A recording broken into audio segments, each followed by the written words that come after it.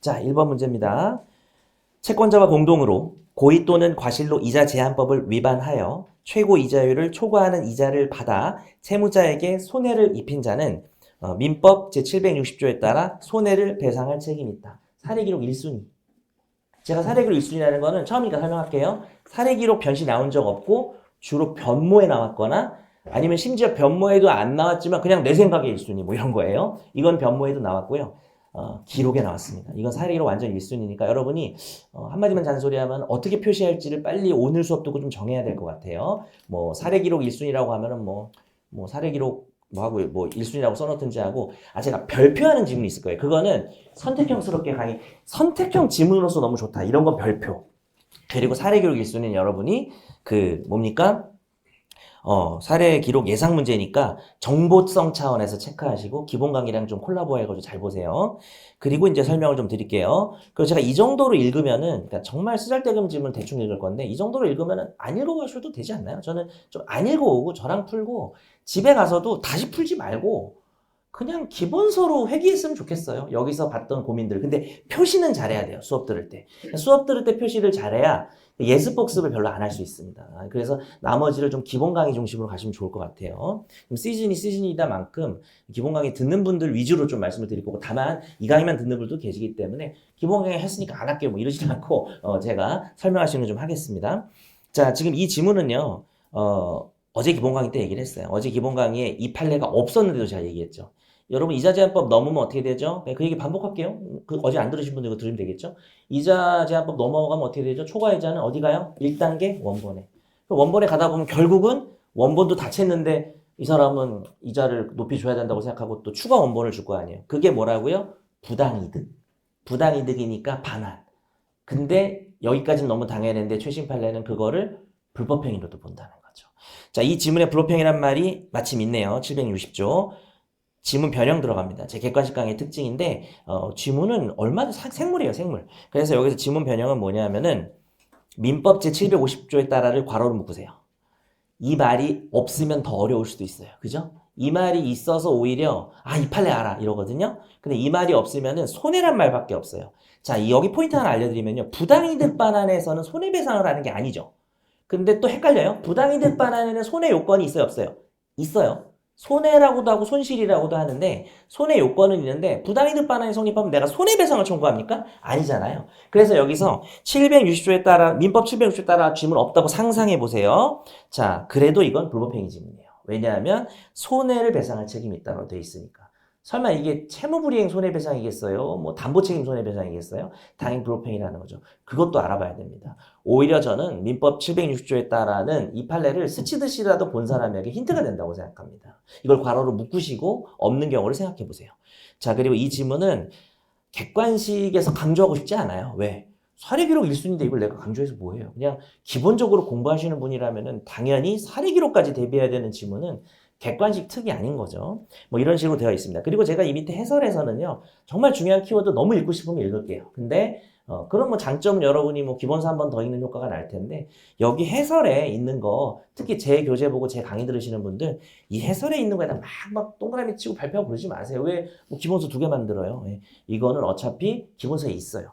본인이 안 떠오르면 기본서에다가 별을 하나 더 하시든지 색깔 하나 더 칠하시니 그래야지 이 책 가지고 공부하는 거 아닙니다. 이 책에서는 정확한 자신의 정보를 표시해 놓는 거예요. 이 책을 보면서 이 책을 봤을 때 내 모습, 못난 내 모습, 그죠? 아이씨, 또 까먹었어. 이런 거죠? 저도 공부할 때 정말 자학이 그냥 일이었던 것 같아요. 그냥 하루에 한 50번 자학하고 또 까먹었어. 계속 이랬거든요, 제가. 근데 그게 이제 자학으로 그치는 게 아니라 표시로 되면 돼요. 표시로. 감정적으로 막 자학하지 마시고, 어차피 다 까먹어요, 누구나. 자, 2번입니다. 선이자를 사전 공제한 경우 그 공제액이 채무자가 실제 수령한 금액을 원본으로 하여 이자 제한법에서 정한 최고 이자율에 따라 계산한 금액을 초과하는 때에는 따라왔을까요? 근데 사실 어떻게 공부를 좀 열심히 하시면요. 지금 이 정도 속도로 제가 읽어드렸을 때 그거를 그러니까 뭐 딴 생각해서 멍 때릴 수는 있는데 그냥 딴 생각 안 했으면은 여기까지 의미 이해를 해야 돼요. 그러니까 어제 공부를 하셨으면 이 부분을 왜냐면 이걸 너무 잘 알기 때문에 초과한 때는 그 초과 부분은 원본에 충당한 것으로 본다. 기본 강의에서 제가 금액까지 알려드렸는데 뭐 시간 관계상 생략합니다. 이제 기본 강의 안 들은 분들에 대한 어떤 위화감을 드리고 싶진 않은데 그 얘기 하는 게 좋을 것 같아요. 김호강이 들은 사람 입장에서는 아 맞아 다시 보자 이럴 수도 있고 안 들으신 분은 뭐 와서 질문할 수도 있는 거고 집에 가서 본인이 숫자를 뭐 생각해 볼 수도 모르면 질문하면 되잖아요 저한테 그죠? 예, 그런 얘기는 좀 하겠습니다. 그러니까 빨리 말로 할게요. 또 100만 원인데 30% 이자를 받을 건데 야 너 선이자야 떼고 70이 100만 원 빌려줄게 하면서 70만 원 주는 거죠. 선이자 30을 미리 떼고 나중에 너 100 갚어 이자 30 미리 떼고 이랬을 때 그 70에 연 20%인 14만 원을 초과해서 30만 원을 뗐기 때문에 16만 원이 초과됐다는 말을 기본 강의 때 했습니다. 원래 안 하려고 그랬는데 뭐 이런 식으로 자 그래서 요거는 원본에 충당한 것으로 봅니다. 그리고 그 다음 무슨 일이 일어나겠어요? 원본에 충당하다 보면 이것도 뻔하게 나중에 이 사람이 순진하게 100만 원을 원금으로 갚으면 무슨 현상이 일어나요?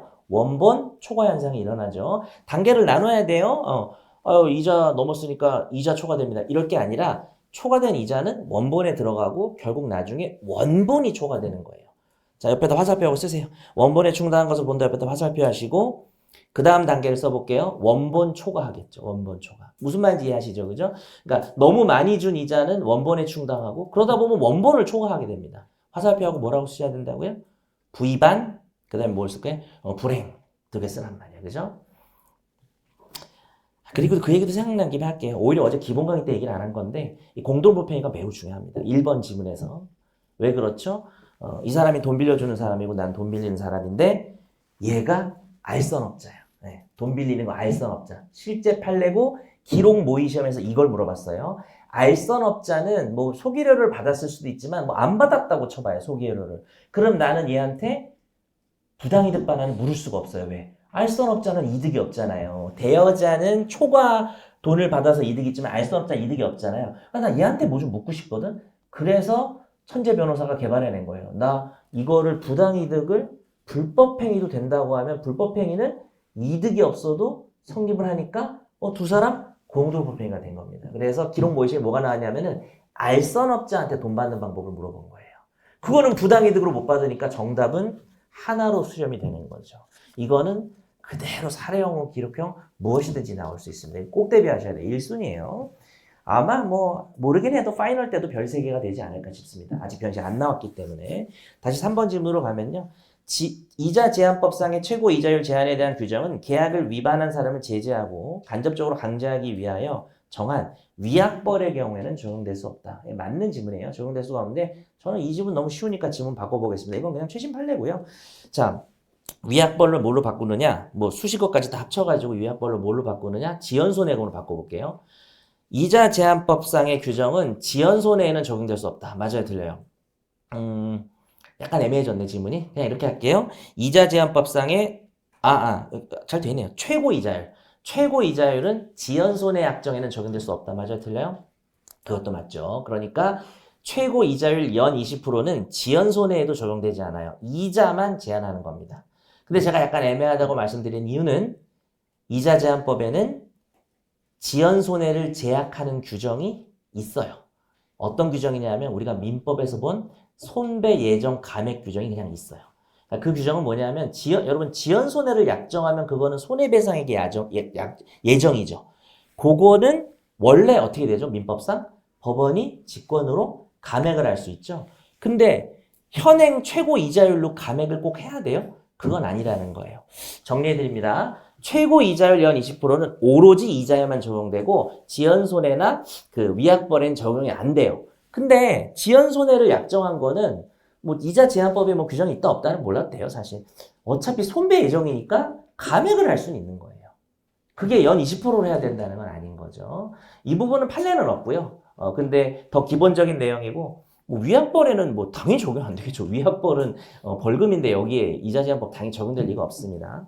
얘기를 하는 과정에서 자연스레 손해배상 예정과 위약벌이 같이 나왔는데 그거에 대한 구별은 뭐 손해배상 예정 단원에 있겠죠. 그죠? 예. 자, 그 다음 4번입니다. 뭐 보충 질문입니다. 이자에 대하여 다시 이자를 지급하는 복리약정은 이자 제한법에서 정한 최고 이자율을 초과하는 부분에 해당하는 금액에 대해서 무효로 한다. 23년 변시에 나왔는데 제 로민정이 없습니다. 그럼 어쩌죠? 근데 제가 이거 나왔는데도 로민정에 안 옮겨놓습니다. 이유는 정답 결정력이 없어요. 이런 질문 하나 정도 나왔다고 해서 호들갑 떨리는 아닌 것 같습니다. 제가 조금 이게 앞으로 정답 결정력이 있는 질문으로 나올 가능성이 있다고 보이면 로민정에 넣기도 합니다. 근데 제 생각엔 그렇진 않을 것 같아요.